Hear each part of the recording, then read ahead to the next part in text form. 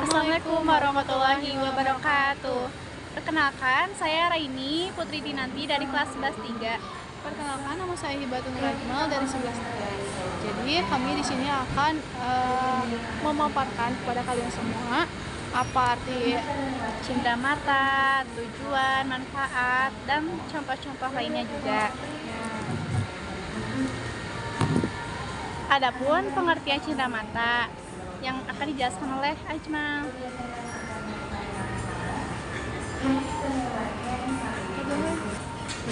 Jadi di sini aku akan memaparkan apa pengertian cendera mata. Jadi cendera mata itu adalah suatu yang dibawa oleh seseorang wisatawan ke rumahnya untuk kenangan terkait dengan benda itu. Jadi misalkan kita pergi keluar kota atau keluar negeri, nah kita itu bawa oleh-oleh dari sana untuk keluarga yang ada di rumah atau teman-teman yang ada di rumah. Nah, adapun tujuan cindera mata yang pertama itu diantaranya sebagai kenang-kenangan untuk acara tertentu, kemudian sebagai souvenir untuk tamu atau teman atau keluarga kita, kemudian sebagai alat promosi untuk memperkenalkan suatu tempat atau peristiwa. Contohnya udah ini. Contoh dari cendera mata itu adalah patung miniatur, terus gantungan kunci, kerajinan tangan seperti anyaman atau ukiran tradisional, bingkai foto dengan sentuhan lokal atau tema wisata, kalung atau gelang, gelas atau cangkir, lukisan kecil, buku atau kalender, kain atau shawl dengan motif etnik atau tradisional, piring atau mangkok dengan gambar-gambar daerah khas tersebut.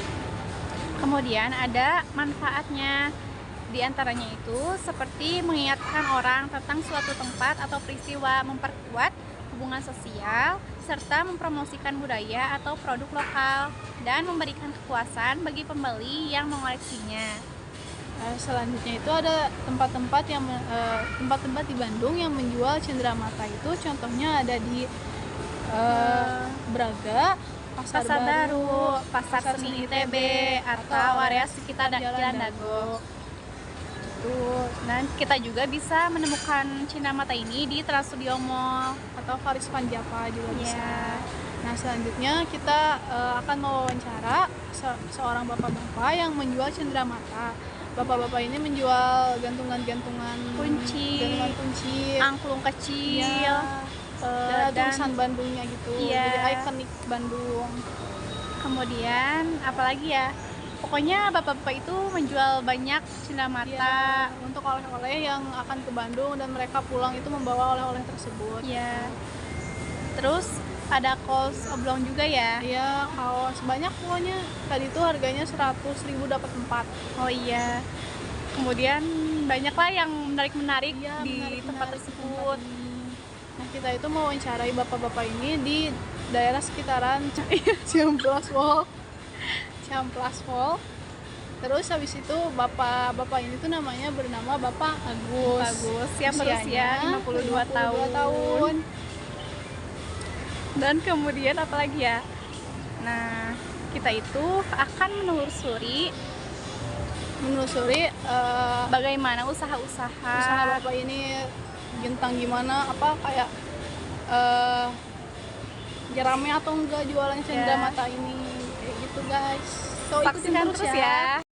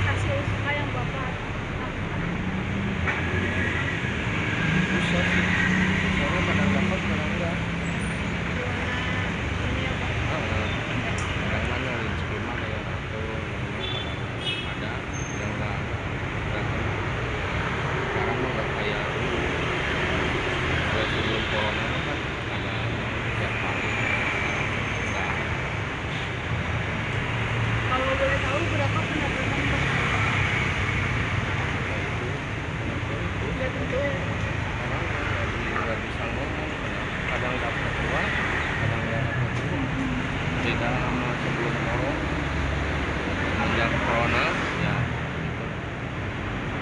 Sangat susah, banyak susahnya.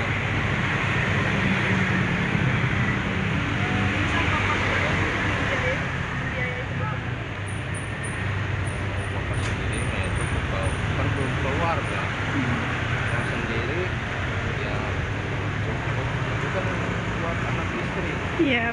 Kadang kali bapak itu buat cukup, kadang enggak per bulan kan. Makanya kalau sekolah jangan banyak jajan, kasihan orang tua.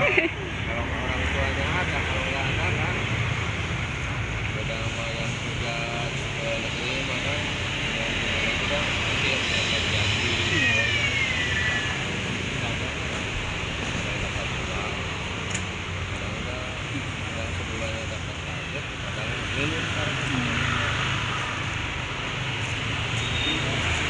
Apa kendala yang dihadapi Bapak dalam menjalankan? Memang pengunjungnya kurang, sekarang nggak kayak dulu karena kan banyak tempat-tempat wisata di Bandung, di Jawa Barat seperti Aljabar kan, terus Pangko, banyak banyak tempat wisata. Kalau di rumah kan sedikit pasti terjangkau.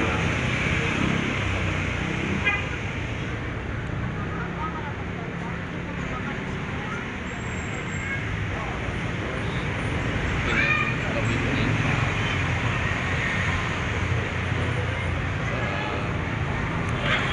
Walaupun banyak tentu daya beli kurang karena kan perputaran uangnya ya semenjak saya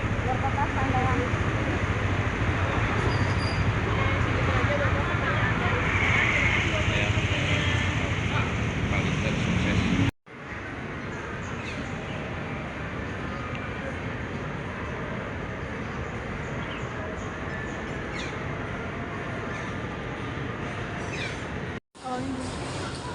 Oke, jadi kita sudah selesai mewawancarai Bapak Agus. Ya, dan kita akan memberikan kesimpulan dari hasil wawancara tersebut.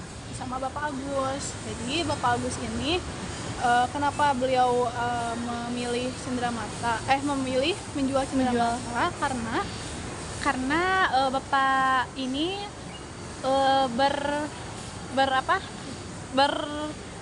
berkeinginan iya, atau mempunyai motivasi gitu untuk menjual cenderamata karena bapaknya itu tinggal tinggal di di daerah sekitar Cihampelas.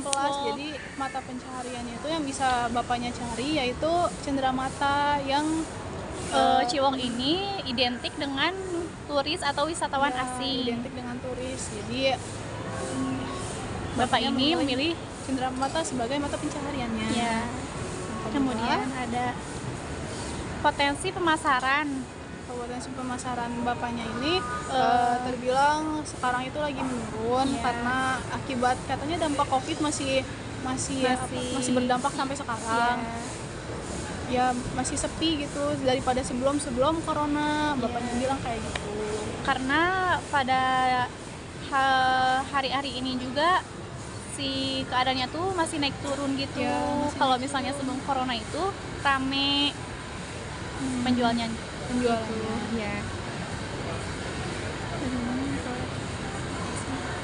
Kata bapaknya itu ya sekarang makin merosot katanya penjualannya tuh. Hasilnya peroleh itu Hasilnya peroleh itu katanya makin turun setiap harinya. ya tidak tentu juga, kadang Kadang ramai, kadang nggak ada yang beli, Pemasukan, ya nggak ada ya. pemasukan.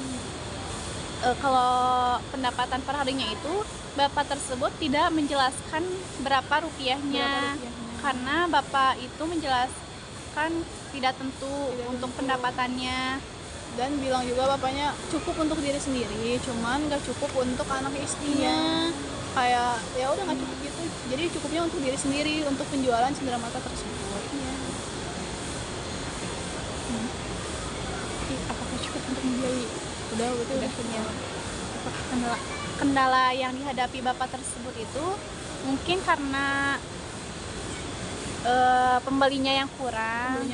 Dan apa ya, wisatawannya itu suka iya. apa Wisatawannya itu sekarang makin apa ya? turun Iya. karena banyak Wisata lain yang kayak lebih Aljabar, menarik, iya. yang baru-baru gitu loh. Jadi mereka tuh lebih tertarik ke sana daripada ke Ciwok ini. Jadi penjualan bapaknya makin menurun.